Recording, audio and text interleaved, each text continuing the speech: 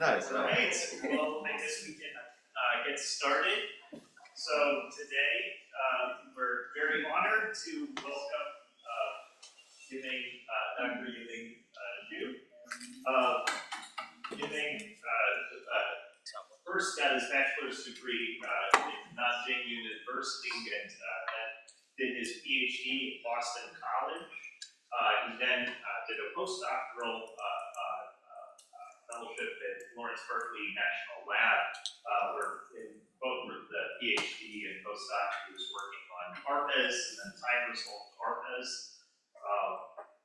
And he joined PRX, the editorial team, about 10 years ago in 2014 and has since become the chief editor and interim chief editor. Yeah, we explained that later. Okay.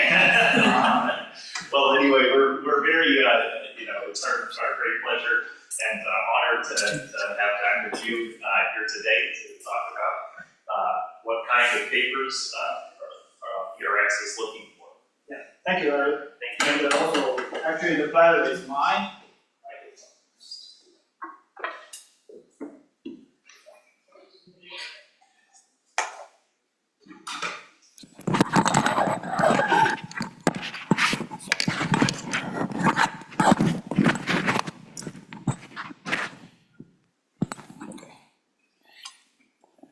Sorry about that. Yeah, and actually the pleasure is mine, and to be invited to come here.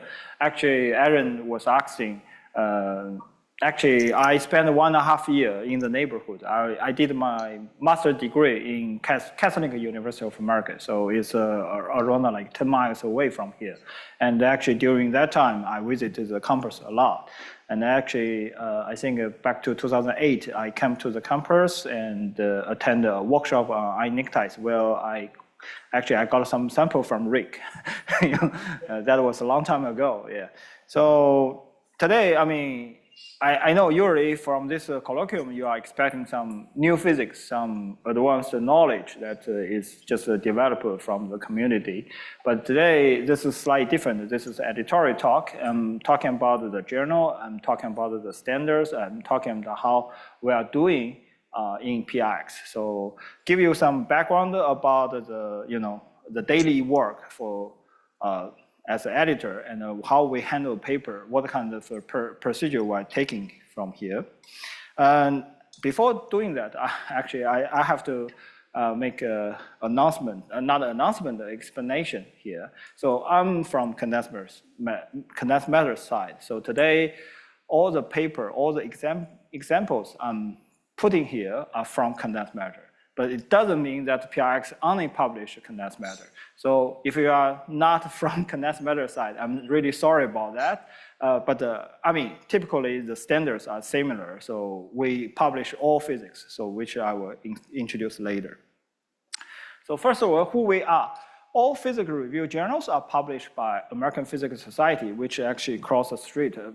To be honest, I don't know where the building is. I never visited the headquarters, College Park building. But I mean, I was told that the headquarters of APS is located in College Park. So maybe a lot of faculty members here know about that building a lot. And we are a nonprofit organization with more than 50,000 members. So we are a community-based society, try to advance and diffuse the knowledge of physics through research journals, which means us, physics review journals, and the scientific meetings. Everybody knows about March meeting, April meeting. Actually, next year is so-called a Global Physics Summit. So they are combining March meeting and April meeting together for the first time. So we are expecting more than 16,000 people in Anaheim. But I was always joking, actually, next year, we are not competing between March meeting and April meeting, we are competing with Disneyland. It's next door, right? Yeah.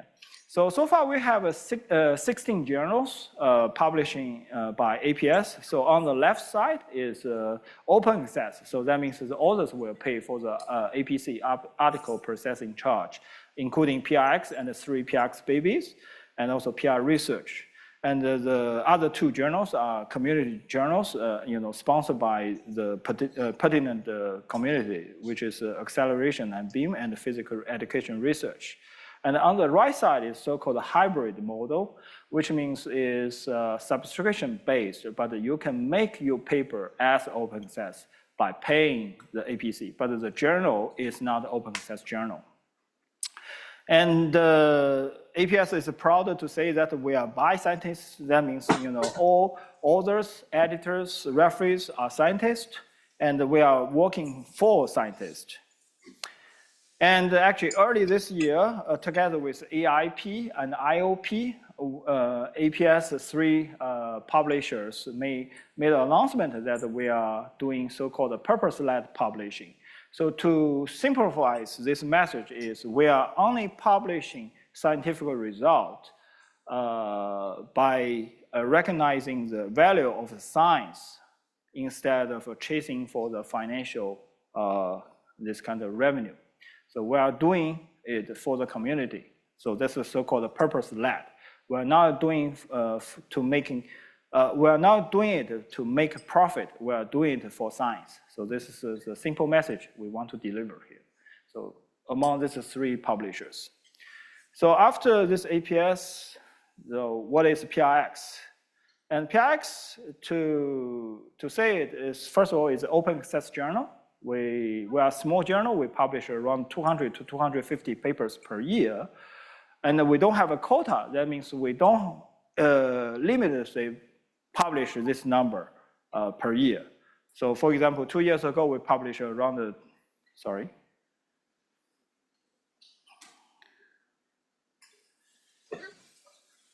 So 2 years ago, we published like around 290 papers, but last year we published 190 papers. So this value can, I don't know why, can fluctuate a lot. So that means we don't have any quota to follow. And one of the features that we have is we don't have a length limit, so you can write as long as you want. Of course, if you write more than 30 pages, the referees will scream about that, right? Because no one really wants to review a paper maybe more than 20 pages, a double column, something. But of course, it doesn't mean that we don't welcome short paper. So no length limit means we can publish, short paper. We can publish long paper as long as you put your story coherently and consistently and substantially in the paper. We will be willing to consider them. And we will have this so-called personalized editorial handling, which I will introduce in the second half of this talk. I don't know what happened, but is this connector? I don't know. Yeah, maybe just a connector thing. I don't know. So just quickly introduce the team here. Of course, Ling Miao, the first chief editor, just retired last month actually, but she was there from the beginning, 2011. So she did a lot to gain the reputation from the community for PRX, and she did a fantastic job. So I still put her in the team, but actually she has already officially retired. So I joined the team back to 2014, and because condensed matter has a lot of submission, 40 to 45% submission. So that's why we need a little bit of help. So we borrowed the 2 editors from PRB, Victor and Paul, which are full-time editors for PRB, but we borrowed them to help me to handle the condensed matter submission in PRX. So in 2019, we have Morrow to join the team handling quantum science, quantum information. And Yiming, actually, I don't know whether you recognize the face, but she was the editor of Nature Physics. So we recruited her from Nature Physics, and she is handling AMO topic in PRX. And since we are a community journal, so each journal has a so-called lead editor. This person is from academic, so he is working as a scientist or faculty member. So currently is Danny. Danny is a faculty member from France in soft condensed matter, but he does not handle the paper. his purpose is supervising the editorial board member and to bring the feedback from the community to the journal and try to shape the direction of the journal. And also we have Anila, which is actually, she is 75% of PRX editor and 25% of PRE editor. So as you can see, she is handling soft condensed matter. And because of the 75%, we are borrowing Raphael from PRL to help us, to keep up this kind of like soft condensed matter submission. So if you ask me, so we have only 3 full-time editors, which means me, Morrow, and Yun. And all other editors are sort of like helping PRX. And I'm currently, so that's what I try to say about my title. So currently I'm interim chief editor, but we have just hired a new one. We'll replace Lin as a chief editor. So this person will join us in early December. So that's why I'm really interim and I'm not a chief editor of the journal. Yeah. Let me just quickly check whether this is the adapter thing. So actually, if you ask me to give you one sentence what PRX is, this is a slogan that proposed by our previous lead editor, Jean-Michel Raymond from France, actually, another French people, but in quantum optics side. It's a small journal. So small journal means we publish very small number of papers. So we publish 200, 250. For big papers, big means big impact. Big doesn't mean long paper. Big means big impact. So it's a small journal for long-term big impact papers. So this is like a take-home message what PRX is. And of course, you will ask, so eventually, what kind of papers you are trying to publish? Of course, the example I'm going to show you here is, of course, something has to be selected from the publication. It's already like a screen. Of course, you can see, okay, I see the point here, but I'm not seeing everything. Every single paper you publish in PRX might meet this criteria. Of course, every single journal, I would say, you have this distribution, which you have a no-brainer, which is that paper everybody wants to publish, making a lot of attention and really break through. That's something that everybody try to publish. But this backbone part, which is the part that will define the journal and to see, okay, what kind of quality this journal is really representing. So I'm trying to use this kind of example to define our standards. But of course, also every journal has this kind of a tail part that you don't, that the editor regret to publish. So how to make a journal better? You try to increase your no-brainer part. You try to strengthen your backbone and try to minimize the tail, of course. But it's always easy to say, but how to really do that is sort of challenging, right?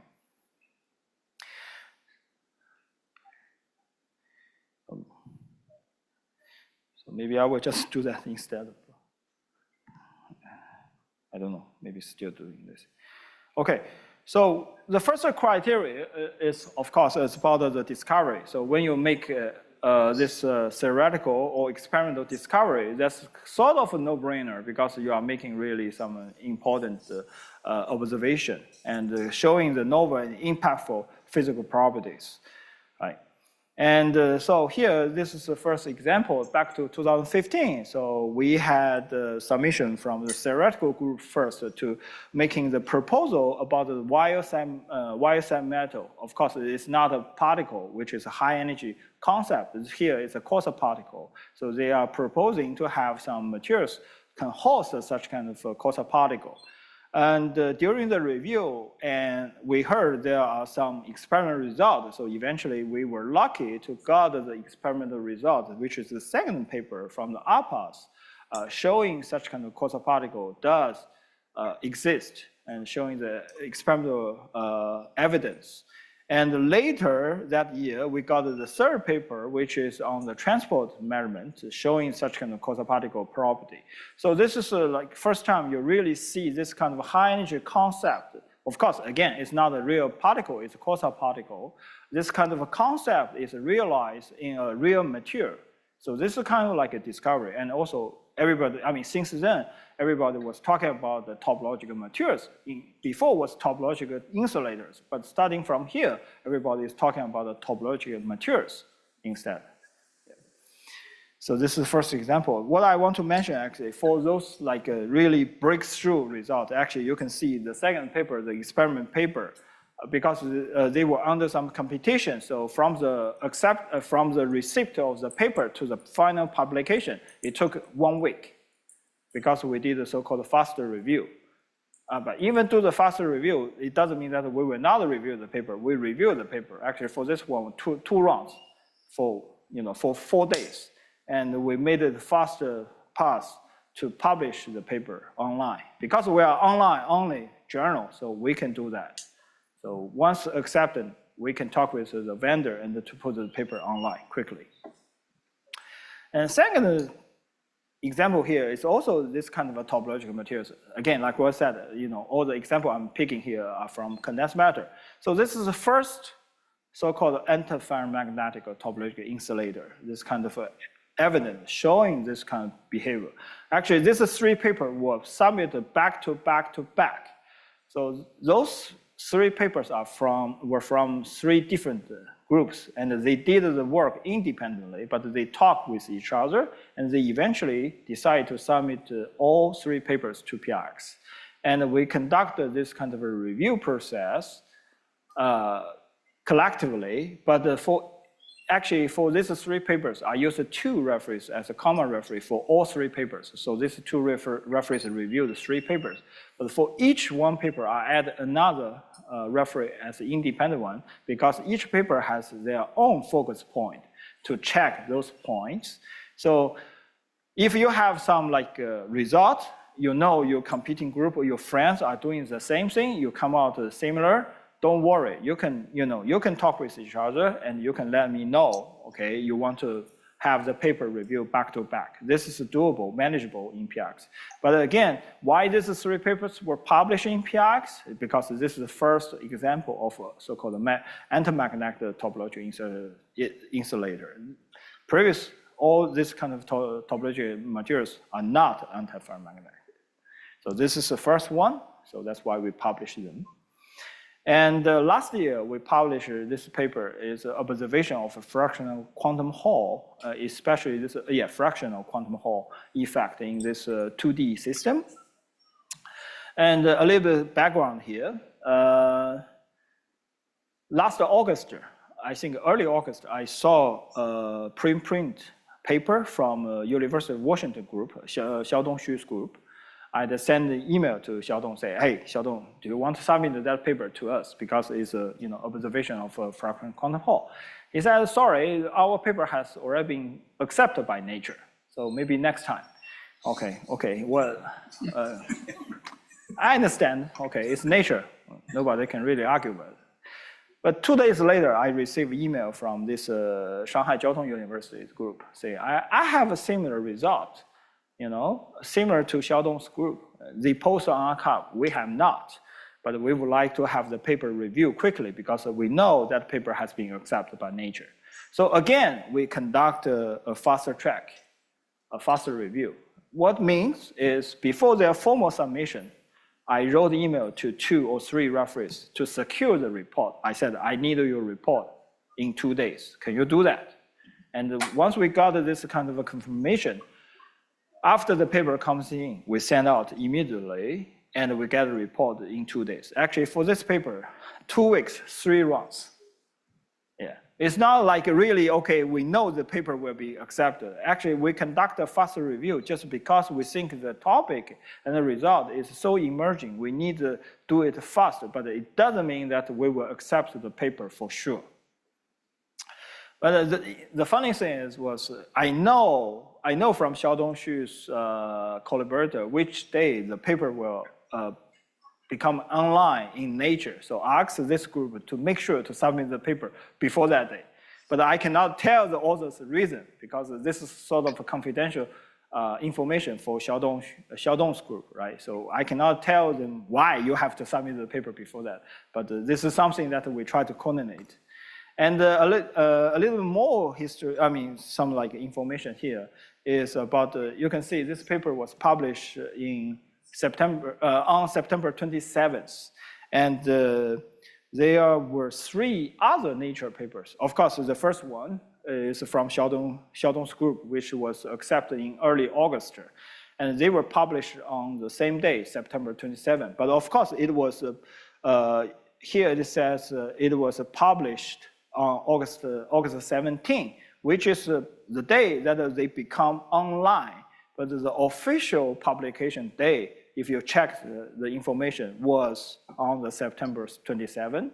And also, these are 2 papers. So our paper and the Xiaodong's paper transport the result. And early last year, there were 2 optical results showing such kind of future about the fraction quantum Hall. And the Nature decided to put all 3 papers together and write a highlight news and views about these 3 papers. But we were able to talk with Nature editors, and we decided to publish this news and views together with these 3 papers together on the same day, which is on September 27. Because Yun, our colleague from PRX, was Nature Physics editor. So she knows the person who wrote this news and views. So we try to organize such kind of things. So the message here is even Nature and us are sort of a competitor in some way, we can still collaborate together to try to help the authors to boost all the signal better to amplify this kind of message to the community.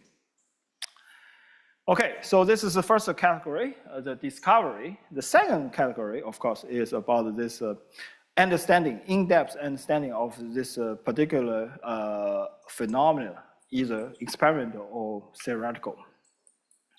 So the example here consists of something. For example, I think in 2021, I forgot, yeah, maybe early 2021, this Kagome superconductors become very emerging.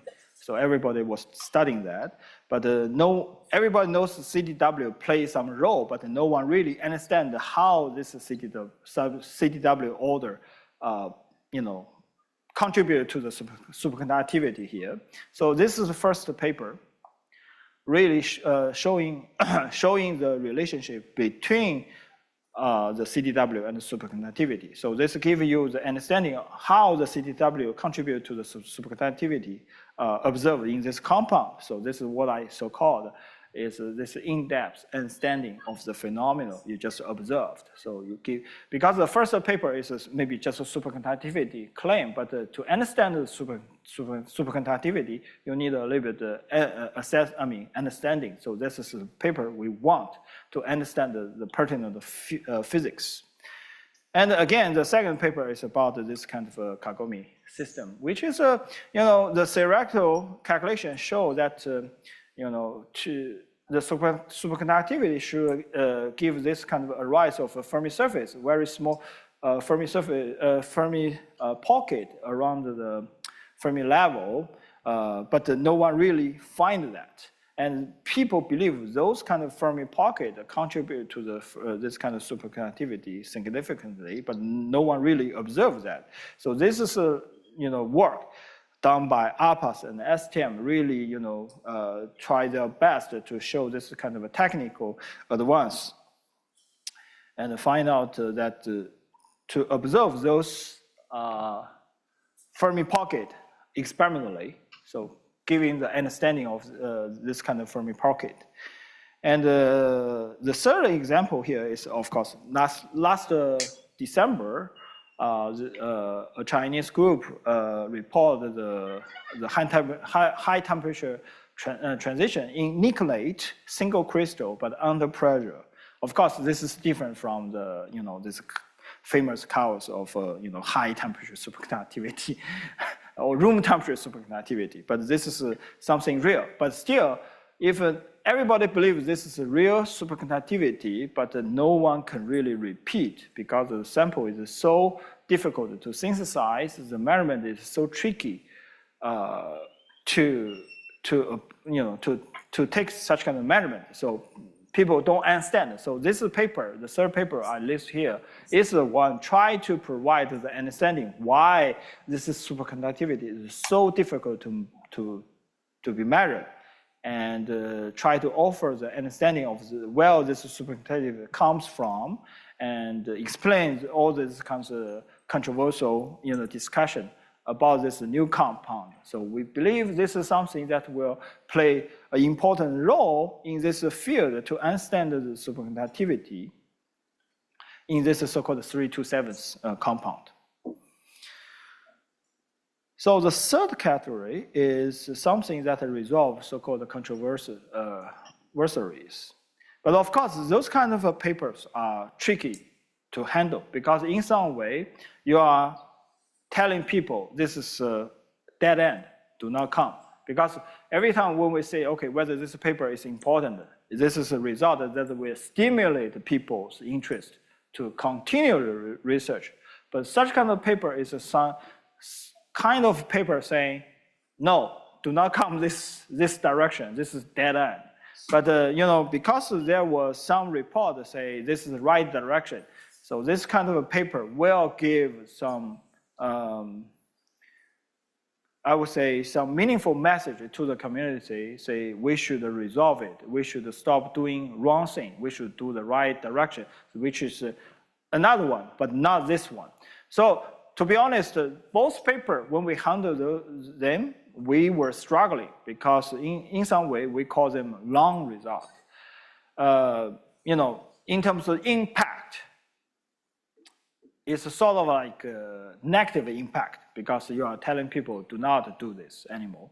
But both topics we believe are very emerging one and very important one. First one is quantum spin liquid. The second one is about this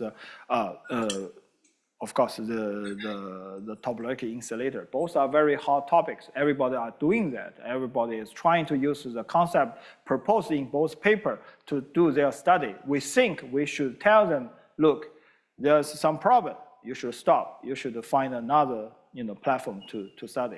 And first paper you can see is this kind of the organic system claimed to be a quantum spin liquid, but actually if you really do a careful analysis, there's no such kind of signal, and telling people this is not a quantum spin liquid. As well, everybody knows so far we are still looking for the good platform to study quantum spin liquid, and there's no absolute evidence for all the claimed candidate. But this is say, no, don't study this one. So we think this is a big message. We should promote such kind of things.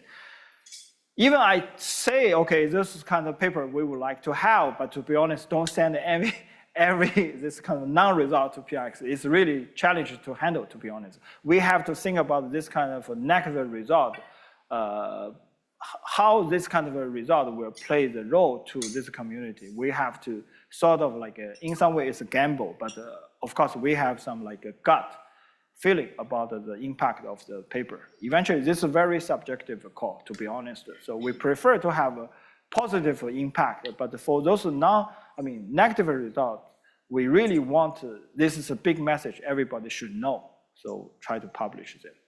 So this is just a message I want to say here. And the fourth category is, of course, it's theoretical papers. If you really look at this fancy, Nature brand, if you check for example, Nature Physics, I would say they publish 85% experiment paper, and very, less papers are pure theoretical papers. But in PRX, without this kind of design, we publish a 50 to 50, this kind of a ratio. We try to balance this kind of experimental result and theoretical result, because we really think physics is about, really understanding. So the theoretical study is really providing such kind of understanding of the physics phenomena. So here I, of course, also list the 3 papers here. The first one is a fractional chain insulator. Of course, I understand so far people are still debate what we should call is a fractional chain insulator or fractional quantum Hall insulator or something like that. So, but still, this is like example I show that the fraction quantum Hall effect in that 2D system. This is kind of like the theoretical foundation for all such kind of observation. And second paper is about actually the title already says speaks for itself. It's composed of fermion, a Dirac particle. So this is, I mean, during the handling of this paper, I mean, it's really challenging. It's really some like new concept. Big question to answer. So during the review process, it was tough. So eventually, we were lucky to publish this paper because when we went to a conference in this community, they said, yeah, this is a really big paper that everybody should read. Should give me the idea what I should study in this field. So by saying that, my colleagues say, okay, what is a PRX paper? A PRX paper is something that you read. After you're reading, you will say, okay, let me just tear my proposal and write a new one. But of course, this is a very extremely ideal case, but technically, this is our dream that PRX paper should reach such kind of standard. And third paper here is also non-traditional paper, I would say. This is a benchmark work for 9 different theoretical methods to calculate the hyperbolic model. At the beginning, if you really asked what kind of new physics do you have? Nothing, because it's no technique. And when you asked what kind of advance you have put into the paper, nothing. But it's a benchmark. It's telling people what is the limitation of each calculation method can do, what is the advantage, what is the disadvantage. It's sort of a Bible for the graduate student or junior postdoc. If you really get into this field, you should read this paper. So we think this is really impactful for the community, and this is like the first paper you should read if you get into this field. So that's why we think this is very important, and eventually we decided to accept the paper. And the fifth category is about perspective. Actually, 3 years ago, PRX was allowed to publish perspective. So in PRX, we try to publish because now almost every single publisher has this so-called perspective. But what we try to publish here is really so-called outlooking. So at the beginning, we were trying to name it outlooking, which means to tell people what's going on in the future. So instead of writing something that is emerging, we try to create a topic that will become emerging. Of course, I'm not saying that every perspective we are going to publish will be like that, but we have a good example here, which is the so-called automagnetism. When we publish this perspective, at that time, a lot of people were not aware of this concept at all. This is something that has been overlooked for more than 50 years. Of course, I still understand the community is still debating whether this is, reclassify some like known phenomenon or not. But I'm convinced because from the spin group classification, this is really new concept. So after publishing this perspective, a lot of people really get attention and try to jump in and to study. And now we are gradually receiving a lot of experimental verification to show this kind of future. So like I said, instead of reviewing something is happening, we are trying to create a topic that will become hot. So this is our purpose. So by saying all these kind of 5 categories, you will still ask the question, so what do you do in PRX? What do editors do? And this is a very famous comic about the peer review. So when you have a paper, you will pass through this peer review process and fight with the referees.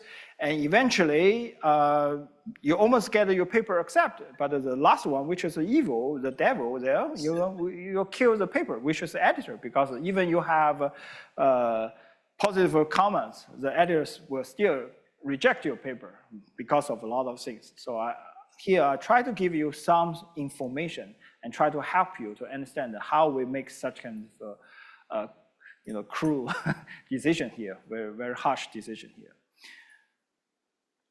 So here is something that you should keep in mind if you try to submit the paper to PRX, because those questions will be asked by editors, by ourselves, we try to answer this question by ourselves first, but if we could not, we will try to ask some expert to help us.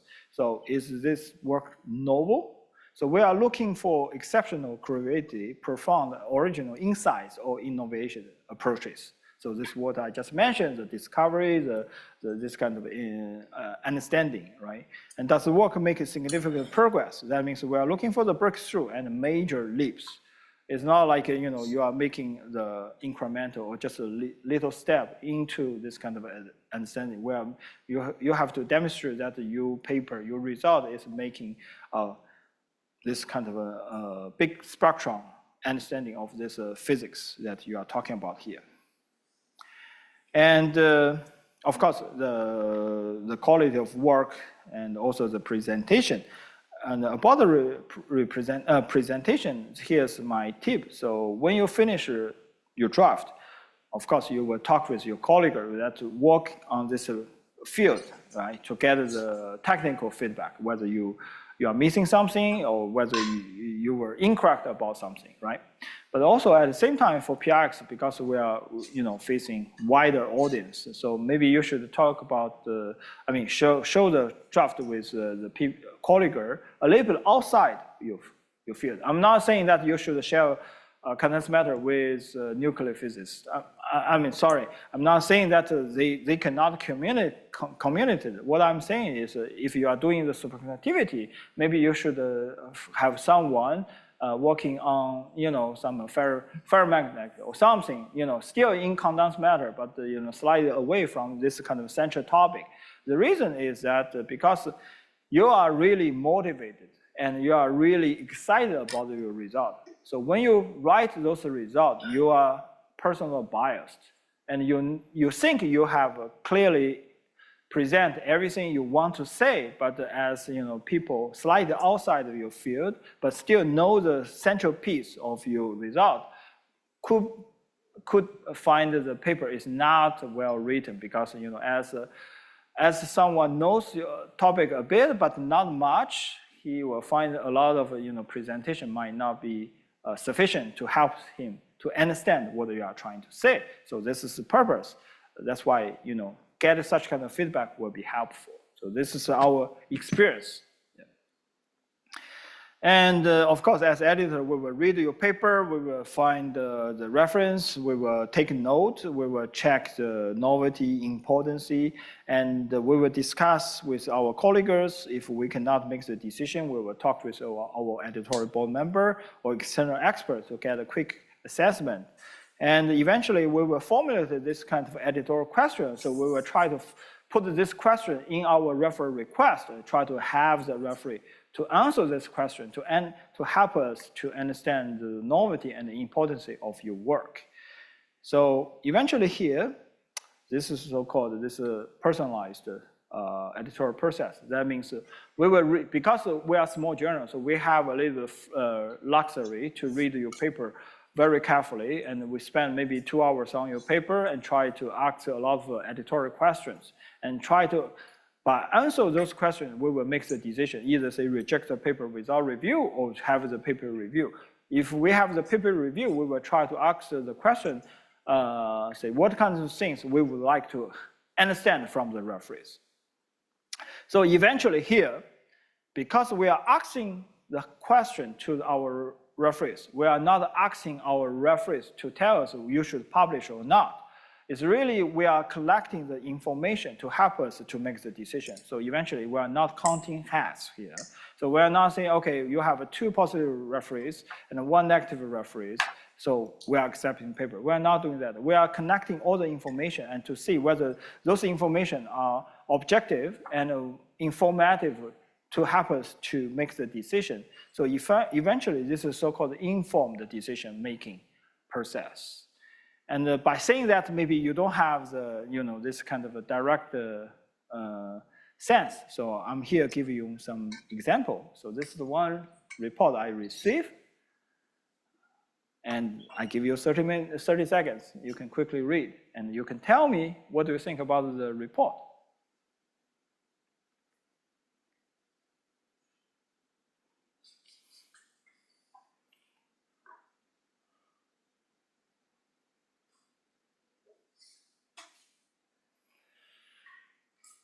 So typically, the authors will find the report very encouraging because it's positive. It's recommending the editor to accept the paper. But to be honest, this does not help us and anything. So we count this kind of a report as useless because this report does not provide any insight thing to help us to make the decision. Besides, say this is good.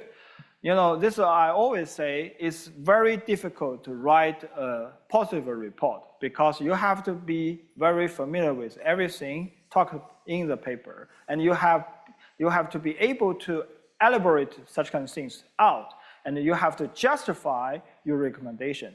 And it's very interesting when you write a negative report, you always say, I don't think this is important because blah, blah, blah. You automatically give the reason. But when you write a positive report, you always say, this is fantastic, this is really something I would like to do. Then you put a period sign there and stop giving the reasons. But actually, the editors are looking for such kind of evidence to the justification why you think this is good work. So such kind of report does not carry any weight in our decision making. So that's why sometimes you see, okay, this referee is positive, but why the editor are rejecting my paper? It's just because of that. So by saying that, so what kind of a positive report you should write? This is another example I'm showing here. Of course, this is not a real report. This is a case that I got one positive report, one negative report. So I'm sending the negative report to the positive referee to ask this referee to comment on that negative report. So here, this referee give me some explanation. First of all, this referee tell me, okay, maybe I'm biased because I'm doing this, I'm really into this field. So this person really give me some background. So it's sort of a conflict of interest claim, okay, which I appreciate. And in the second paragraph, this referee explain what's the stage, why this referee doesn't think the negative reports make sense. So this referee really gives something that, at the technical level, telling me what other referee want wrong. So this is very helpful. At least from my level, I can appreciate what this referee said here is reasonable, right? And in the third paragraph, this referee also gave me the big picture. He said, okay, maybe if you look at this kind of short-term scale, this kind of improvement is very minor. But if you put it at the large scale, this kind of a jump is from 0 to 1. So this is important.